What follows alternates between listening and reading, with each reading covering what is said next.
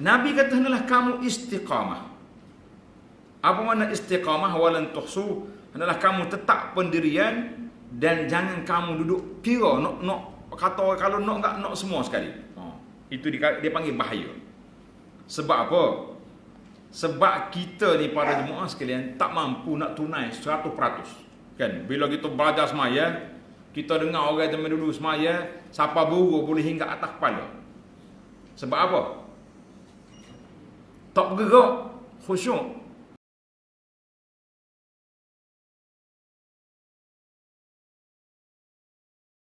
Zaman kita hari ni khusyuk juga. Khusyuk ada. Kalau salahnya kosong depan, naik atau tak naik? Ada setengah tempat kata naik. Keras itu duduk. Orang tanya, gua nak tak naik tu? Tu email kata tak dia jalan tengah maya. Ini kata terlebih khusyuk. Kita belajar lah, bila tempat ni kosong, orang belakang kena naik. Ataupun orang sebelah kena kesak mari, penuh. Nah. Dia pakai kosong tak bergerak. Orang tanya, gua nak tak bergerak? Ustaz kata tak boleh berjalan. Jangan terlebih khusyuk kita. Maka bila kita tengok solat, kita rasa tak mampu aku nak buat lagu ni. Tengok dengar cerita seorang salafus soleh dulu kalau baca Quran agak siapa menangis-nangis.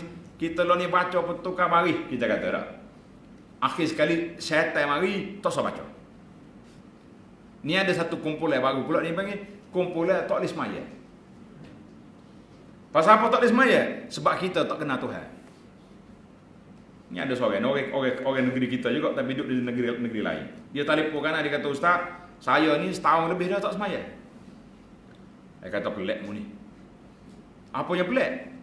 Dia kata sekak dia mari ke negeri ni, dia telah jumpa dengan seorang guru yang mursyid bahawa guru tu kata selagi mu tak kenal Tuhan tak boleh semaya. Lepas tu bila saya boleh kenal Tuhan, mu mari rumah aku, kita akan ajar bermula daripada alif. Alif, bata. Jadi sekat awak duk ngaji setahun tak semaya ni, siapa ke huruf ke apa dah? Dia kata alif ba tak lepas lagi. Jawab dia pas mati dia tak semaya. Ni pokok ajaran sesat. Kita nak kenal Allah SWT bukannya seperti kenal kita kenal orang, boleh kenal benda kan? Allah Taala ni kita kenal dia melalui sifat. Kita belajar sifat Allah Taala. Allah mendengar, Allah melihat, Allah mengetahui. Itu sifat nama dia. Kita nak kenal Allah Azza wa Jalla melalui apa? Melalui nama-nama dia. Huwallah allazi la ilaha illa huwa al-malikul qudusus salamul mu'minun. Itu dia panggil kita kenal Allah Taala melalui nama-nama. Dan kita kenal Allah Azza wa Jalla melalui makhluk-makhluk yang diciptakan oleh Allah. Lalu ni kalau kita tengok benda-benda besar, benda comel, benda hok pelik-pelik, kita berasa lagu mana? Rasa pelik ke sekat tu je? Bagi kita orang beriman, dah kita kena kata subhanallah. Maha suci Allah yang telah menciptakan makhluk ini. Barulah kita rasa kita kembalikan perkara ini kepada siapa? Kepada Allah yang menciptakan.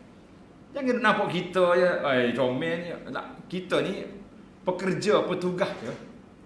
Petugas menjalankan tugas. Allah Ta'ala sebut dalam Quran, ja'alna khalifatan fil ardi, menjadikan manusia ni khalifah, kumpulan yang memakmurkan bumi ini.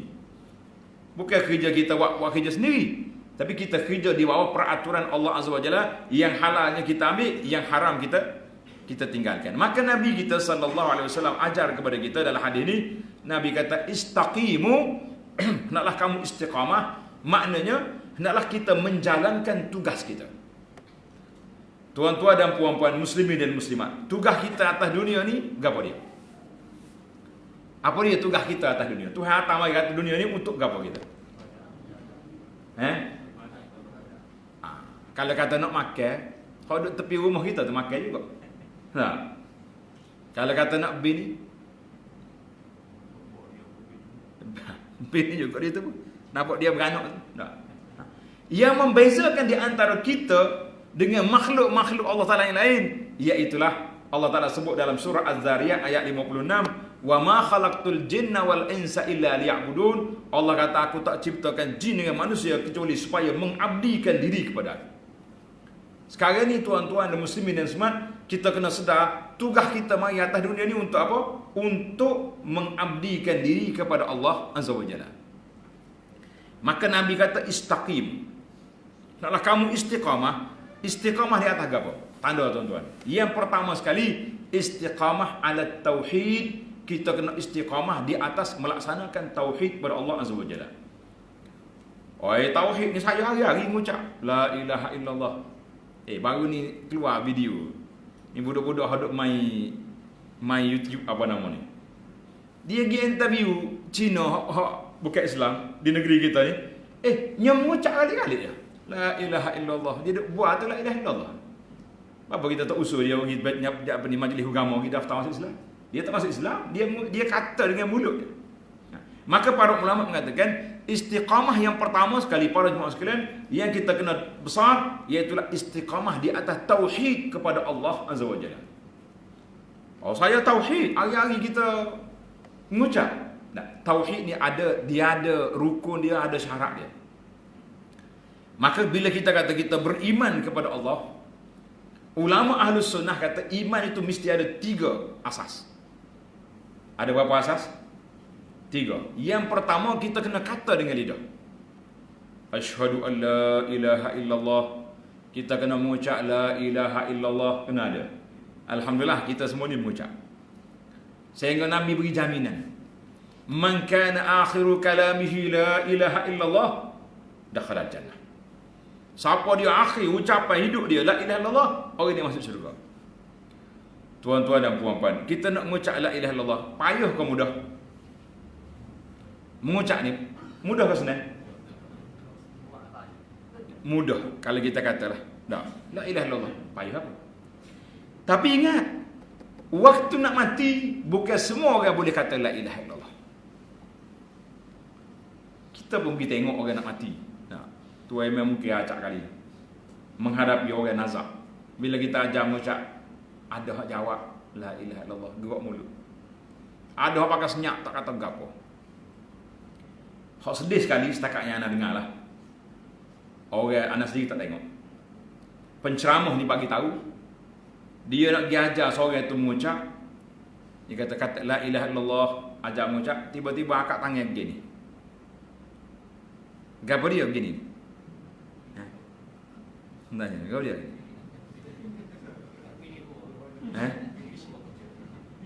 Fish. Nak minta sebatang. Subhanallah. Minta maaf dah. Kita koyak selur-selur ni. Takut dia memarah kata, bawa tak email panggil dia mari kacau. Minta sebatang. Minta nak untuk email nak sebatang. Kata dia ustaz ni, dia kata dia mati tak mengucap langsung, dia tangan duduk minta sebatang, mati dengan sebatang. Innalillahi wa inna ilaihi rajiun. Ini kita takut. Pasal itulah kita kata para jemaah sekalian, Nabi kita kata, siapa dia boleh mati dengan la ilaha illallah, dakhalal jannah, orang yang akan masuk syurga walaupun ada maksiat yang dia buat tengah jalan ni, maksiat-maksiat itu akan dibersihkan, kemudian dia akan bawa dalam syurga. Ni nak bicara ni insya-Allah. Baik. Maka orang ni bila masuk dalam syurga nanti, orang syurga panggil dia jahannamiyin. Kalau bahasa kita kat banduan. Dia itu jahannamiyin, orang ahli neraka tak masuk syurga. Kita tak maulah lagu tu. Kita nak kita daripada bangun daripada kubur, pergi ke mahsyar, jumpa dengan Nabi sallallahu alaihi wasallam, boleh minum di kolam Nabi, Nabi kita bagi syafaat, masuk syurga, tak payah neraka. Pada itulah ana tegur sebahagian orang ni, dia pergi dengar ceramah. Ustaz tu baca cerita tafsir Al-Hasan Al-Basri. Dia cerita dalam di akhirat esok, ahli-ahli syurga ni dia tak puas hati. Sebab dia cari kawan dia dulu tak ada dalam syurga. Mana kita duduk semaya sekali, kan, duduk kuliah sekali, tiba-tiba tak jumpa dia dalam syurga. Jadi dia bertanya, duduk mana Pak Cik tu dulu? Malaikat pergi cek tengok, duduk dengan aku. Na'udzubillah. Jadi Pak ni kata, ya Rabbi, tidak tenang hati kami ni selagi sahabat kita di dunia dulu tak dipukul sekali di sini dalam syurga. Maka Allah Ta'ala beri syafaat. Dengan syafaat orang mukmin boleh pergi tarik kawan dia tu daripada neraka ke syurga. Tapi ingat mula, nak tarik tu kena bakat dah dia. Jadi ada orang pesan dia tu, Ustaz, kalau tak jumpa cari saya dia. Kata ayat tak comel tu. Awal-awal lagi siap dah, bersiap nak pergi ke neraka dah dia. So cari neraka lah. Kata saya tak saya cari, saya nak jumpa awak dalam syurga. Jadi kita guna ayat positif. Jangan guna bahasa lagu tu tak comel. Kita kata, Ustaz, doakan semuanya kita semua dikumpul dalam syurga, insya-Allah. Dah kalau kita pesan, kalau Ustaz tak jumpa cari esok, dia cari dalam neraka. Tapi awal-awal Ustaz cari dalam neraka dah, apa perasaan lagu mana? Dia ngamak neraka ni macam kerja polis kali. Nah, lokak polis kena reman 3 hari. Ada makan ni. SPRM reman, tak tak. Kita kata tak dikata bersalah lagi orang ni. Lagi mahkamah tak jatuh.